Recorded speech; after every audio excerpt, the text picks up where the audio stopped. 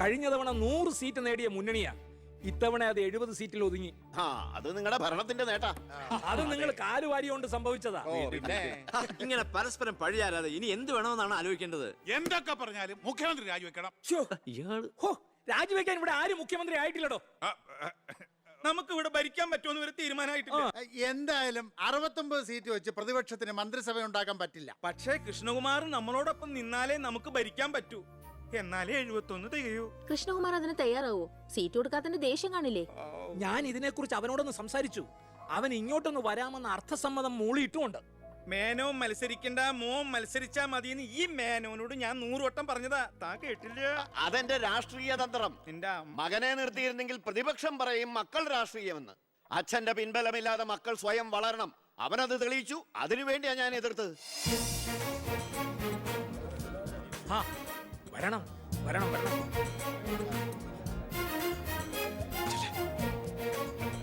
മിടുക്കൻ മിടുക്കൻ.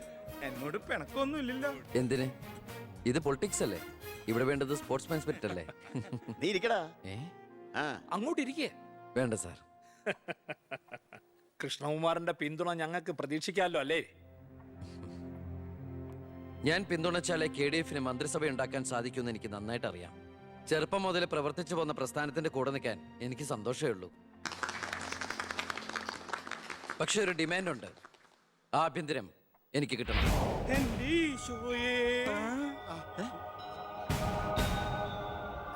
ഞാൻ ആ കാര്യം പറയാനിരിക്കായിരുന്നു. Home minister ആകാനോ? അത് നടപ്പില്ല. മന്ത്രി ആകണമെങ്കിലേ വകുപ്പിനെ കുറിച്ച് അറിയണം, പ്രവൃത്തി വരികയോ വേണം. ആരതൊക്കെ പഠിച്ചിട്ട് ഇവിടെ മന്ത്രിയാണത്? ദിവാരേട്ടൻ ഗതാഗത മന്ത്രിയായിട്ട് ഇരുന്നിട്ടില്ലേ? പണ്ടങ്ങോ ബസ്സിൽ കയറിയതാണോ പ്രവൃത്തി പരിചയം? വണ്ടി ഓടിക്കാൻ അറിയോ ദിവാരേട്ടന്? വേണ്ട. ആക്സിലേറ്റർ ക്ലച്ചും ബ്രേക്കും തിരിച്ചറിയോ? ഇല്ല. ഇതായിരിക്കണേ കിഴിപ്പുള്ളി സാറ്. പണ്ട് വിദ്യുച്ഛക്തി വകുപ്പ് കൈകാര്യം ചെയ്തിരുന്ന ആളല്ലേ? ഒന്ന് ചോദിച്ചോട്ടെ, ഈ വിദ്യുച്ഛക്തി എങ്ങനെ ഉണ്ടാക്കുന്നേ? അത് വെള്ളത്തിന്ന് ആണോ? പിന്നെന്താ വെള്ളത്തിൽ തൊട്ട ഷോക്ക് അടിക്കാത്ത? പറയാൻ അതൊക്കെ എന്തിനാ നമ്മൾ അറിയുന്നേ? സ്വിച്ച് ഇട്ടാ കറണ്ട് വരുന്നുണ്ടോ? അത് മാത്രം അറിഞ്ഞാ മതി. അതറിയില്ല. യവൻ പറയുന്നതിലും കാര്യമുണ്ടെന്നേ. പിന്നെന്താ ഷോക്ക് അടിക്കാത്ത? നമ്മളെന്തിനാ വല്ലവന്റെ കാര്യം ആലോചിച്ച് തല ഉണ്ടാക്കുന്നേ? ഏതൊരു ജോലിക്കുണ്ട് യോഗ്യത ടെസ്റ്റ്. സത്യത്തിൽ മന്ത്രിയാകാനും വേണം ഒരു പരീക്ഷ. ഈ IAS IPS ഒക്കെ പോലെ IIPS, Indian institute of political science, അത് പഠിക്കണം. അല്ലെങ്കിൽ വേണ്ട. മിനിമം യോഗ്യത 10ാം ക്ലാസ് പാസ്സാവണമെന്ന് പറഞ്ഞാ ഇവിടെ ഇരിക്കുന്ന പലരും ഓടിപ്പോണ്ടി വരും. ഈ തെരഞ്ഞെടുപ്പ് എന്ന് പറയണത് തന്നെ ഒരു പരീക്ഷയാ. ആ പരീക്ഷ പാസ്സായവർക്ക് മാത്രമേ മന്ത്രിയാവാൻ പറ്റൂ.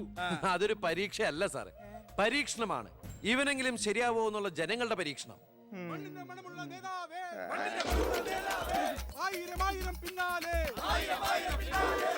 മതി. ഇനി നിങ്ങൾ ഇവിടുന്ന് ജൈവിച്ചോ. ഞാൻ പറയാതെ ആരും നിർത്തരുത്. മണമുള്ള നേതാവേ, ആയിരം ആയിരം പിന്നാലെ. എന്തിനാ ഇങ്ങനെ ഓരോന്നിനെ സൃഷ്ടിക്കണേ? അപ്പൊ സാറേ, എന്റെ കക്ഷി മത്സരിച്ച 3 സീറ്റിലും ഞങ്ങൾ വിജയം കണ്ടെത്തി കഴിഞ്ഞു. ഇവരുന്ന മന്ത്രിസഭയിൽ ആഭ്യന്തരം തന്നെ പിടിക്കാനാണ് എന്റെ തീരുമാനം. എങ്കിലും ഞാൻ ഇറങ്ങാണ്. അയ്യോ പോകല്ലേ, നമുക്ക് ചർച്ച ചെയ്യാം. എന്റെ തീരുമാനത്തിൽ മാറ്റൂല. ഇല്ലെങ്കിൽ വീണ്ടും ഒരു ഇലക്ഷൻ നേരിടാൻ അല്ല, തയ്യാറല്ല. ഞാൻ പറയുന്നു കേക്ക്. തിരക്ക് വേണ്ട. നിങ്ങൾ സമയമെടുത്ത് ആലോചിച്ചിട്ട് മതി. അവൻ പറഞ്ഞതിൽ ഒരു തെറ്റുമില്ല. ആഭ്യന്തരം അവന് തന്നെ കൊടുക്കണം. ആഭ്യന്തരം വിട്ടിട്ട് കാലിരിക്കില്ല. അഭ്യന്തരം എന്ന് പറയാൻ തനിക്ക് എന്ത് യോഗ്യതയാണോ ഉള്ളത്? മന്ത്രിസഭ ഉണ്ടാക്കാൻ അവൻ വേണം. കൃഷ്ണകുമാർ തനിക്കറിയോ? എന്നെ ഒന്നുകൂടെ വന്നേ. അവൻ പണങ്ങി പോയതാണോ?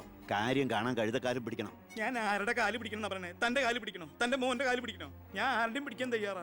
ഒന്നുകൂടെ ആലോചിച്ചിട്ട് പോരെ പക്വതയില്ലാത്ത ഒരുത്തന്റെ കയ്യിൽ ആഭ്യന്തരം കൊടുക്കാൻ? അവന്റെ പിറകിൽ ഞാനില്ലടോ. അവനെ മുന്നിൽ നിർത്തി ഞാൻ ഭരിക്കും. ആരൊക്കെ എന്തൊക്കെ പറഞ്ഞാലും ആഭ്യന്തരം ഞാൻ വിട്ടു തരില്ല. തനിക്ക് കൈയിട്ട് വരാൻ പറ്റിയ ഒരു വകുപ്പ് തന്നാ പോരെ? തരാം. എങ്കിൽ വനം മതി. നമുക്ക് സാവധാനം വെളുപ്പിച്ചെടുക്കാം. അതിന് യോഗ്യതയിലൊന്നും മാത്രം ആരും പറയരുത്. കാരണം ഞാൻ കാടിന്റെ മകനാണ്. കൃഷ്ണകുമാറായ ഞാൻ നിയമം വഴി സ്ഥാപിതമായ ഭാരതത്തിന്റെ ഭരണഘടനയോട് ഒരു മന്ത്രി എന്ന നിലയിൽ എന്റെ കർത്തവ്യങ്ങൾ വിശ്വസ്തയോടെ മനസാക്ഷിയെ മുൻനിർത്തി നിർവഹിക്കുമെന്നും ബി കൃഷ്ണകുമാർ ആഭ്യന്തരമന്ത്രിയായി സത്യപ്രതിജ്ഞ ചെയ്ത് അധികാരമേറ്റു. ഗവർണർ നരേന്ദ്ര ഷെറാവത്ത് സത്യവാചകം ചൊല്ലിക്കൊടുത്തു. തൊമ്മൻ ചാക്കോ മന്ത്രിസഭയിലെ ഏറ്റവും പ്രായം കുറഞ്ഞ മന്ത്രിയാണ് ബി കൃഷ്ണകുമാർ.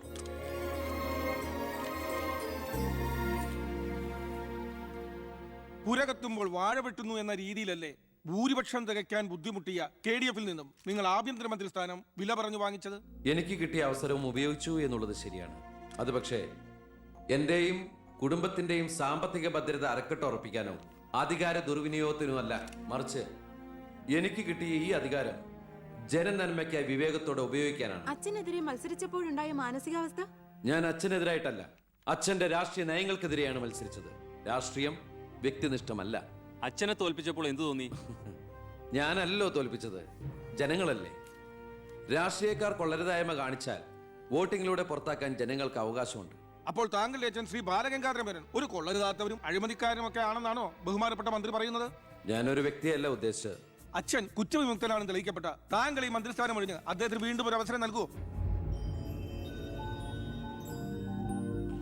അച്ഛൻ നിരപരാധിയാണെന്ന് തെളിഞ്ഞാൽ, പാർട്ടി ആവശ്യപ്പെട്ടാൽ എന്റെ മന്ത്രി പദവിയും MLA സ്ഥാനവും ഉപേക്ഷിക്കാൻ ഞാൻ തയ്യാറാണ്. കുറച്ച് സമയം, ഒരുപാട് കാര്യങ്ങൾ. അപ്പോ നമുക്ക് വീണ്ടും കാണാം.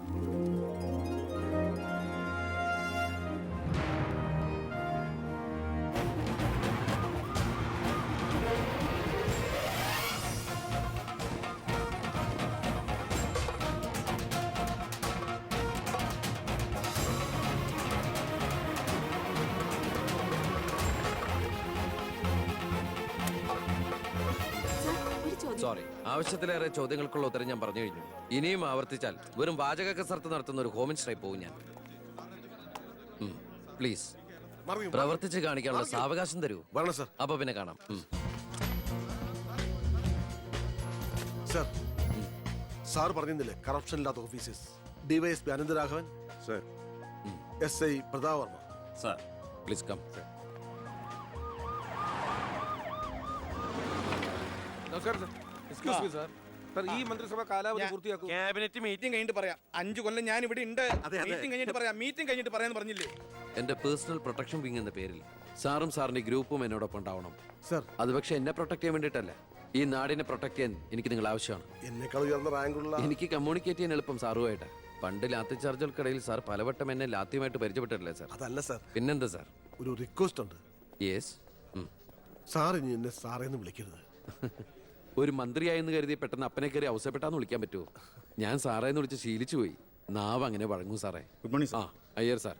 ഇവരുടെ പുതിയ പോസ്റ്റിംഗിന്റെ കാര്യം ഞാൻ DGയോട് ഇൻഫോം ചെയ്തിട്ടുണ്ട്. Please take necessary steps. Okay, sir. Okay. Sure, sir. Hello, ഞാൻ പൗത്രനാ. നിന്റെ സത്യപ്രതിജ്ഞ ഞാൻ TV-യിൽ കണ്ടു. ഒരു യുവാവ് ഹോം മിനിസ്റ്ററായിട്ട് നീ ശരിക്കും ഷൈൻ ചെയ്ത് കേട്ടോ. ആരുടെയെങ്കിലും മുമ്പിൽ ഷൈൻ ചെയ്യണമെന്ന ഉദ്ദേശത്തോടെയല്ല ഞാൻ മന്ത്രിയായത്. ആ പിന്നെ ഞാൻ നിന്റെ പെങ്ങടെ പേരിൽ ഒരു എസ്റ്റേറ്റ് വാങ്ങിയില്ലായിരുന്നോ? ഇവിടെ ഇപ്പൊ തേങ്ങയിടിയിൽ നടക്കുക. ഈ ഏരിയയിൽ കള്ളന്മാരുടെ ഭയങ്കര ശല്യമെന്നാണ് നാട്ടുകാർ പറയുന്നത്. നീ ഒരു 10-20 പോലീസുകാരെ ഇങ്ങോട്ട് ഏർപ്പാടാക്കണം. അവരെ നിക്കട്ടെ കാവലിന്. അളിയന്റെ തേങ്ങയ്ക്ക് പ്രൊട്ടക്ഷൻ തരാനുള്ളതല്ല കേരള പോലീസ്. അവർക്ക് വേറെ ജോലിയുണ്ട്. മിസ്റ്റർ പൗത്രന് വേറെ എന്തെങ്കിലും പറയാനുണ്ടോ?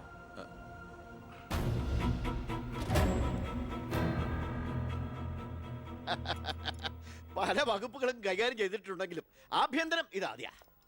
മരുന്ന് പയ്യനല്ലേ, അവന് എക്സ്പീരിയൻസ് ഇല്ലല്ലോ. അതുകൊണ്ട് ഭരണമൊക്കെ ഞാൻ തന്നെയാ. ആയിക്കോട്ടെ.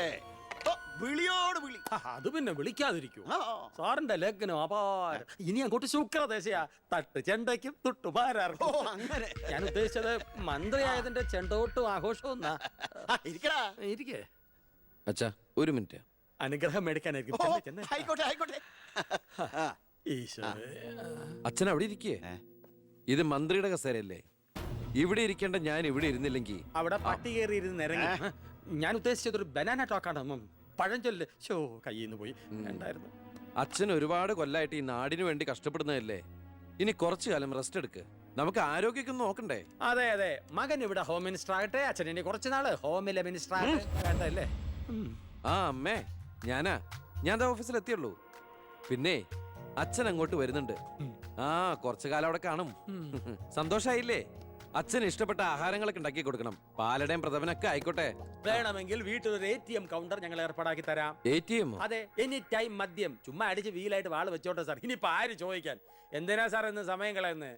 ഇപ്പൊ പോയ സന്ധിക്കുമ്പോ വീട്ടിലെത്താം. ഇവിടെ ഞങ്ങൾക്ക് 100 കൂട്ടം പണികളുണ്ടെന്നേ. അച്ഛനോട് നിന്നാലേ നമ്മുടെ പണി നടക്കത്തില്ല. ഓ, എന്തൊക്കെ ആഗ്രഹങ്ങളായിരുന്നു. പോകുന്ന പോക്ക് കണ്ടില്ലേ? CPU കമ്പ്യൂട്ടറിനെ പോലെ. സർ, കളക്ടർ ഗോപിനാഥൻ കാണാൻ വന്നിട്ടുണ്ട്. വെയിറ്റ് ചെയ്യാൻ പറയൂ. കുറെ നേരമായി വെയിറ്റ് ചെയ്യുന്നു സർ. കുറച്ചേരം കൂടി വെയിറ്റ് ഇട്ടയ്യർ സാറേ. Okay sir. ഇയാൾ ആരാ? സ്വാമിനാഥൻ അയ്യർ, M.Com LLB എന്റെ PA. അയ്യോ അപ്പൊ ഞാനോ?